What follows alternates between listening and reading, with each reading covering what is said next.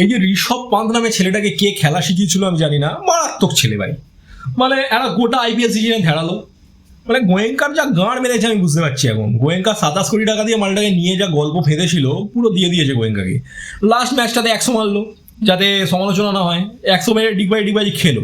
এবার আমরা ভাবছিলাম ঠিক আছে হয়তো 100 মেরেছে এরা দেখানোর জন্য, টেস্টে গিয়ে আবার ফেলিওর হবে। দিয়ে দিল ইংল্যান্ডের গাড়ে পর দুখানা প্যাক করে বুঝে দিল 100 মেরে ইংল্যান্ডের মানে লিডসে ডিগবাজি মারছে। আবার সুনীল গাভাস্কারকে দেখুন, আমার লোকটাকে এত ভালো লেগে গেছে। লোকটা হচ্ছে প্রপার ইন্ডিয়ান ক্রিকেটের ফ্যান।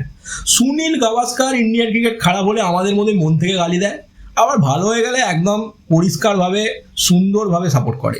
একদম ঋষভকে বলছে ডিগবাজি মার মার মার মার মার, ঋষভ মারলো না, কারণ ঋষভ ডিগবাজি শুধু সেঞ্চুরির সময় মারে না, ঋষভ এদিক ওদিকে ডিগবাজি মানে 6 মারে।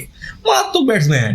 এদিকে ব্যাট চলে যাচ্ছে, ওদিকে জুতো খুলে যাচ্ছে। ভাই তোকে প্রচন্ড ডানপিটে ছেলে, আমাদের পাড়াতেও যারা খেলতো তারা এত ডানপিটে ছিল না, মারাত্মক ডানপিটে ঋষভ পান্ত। এইরকম প্রতিভা দরকার।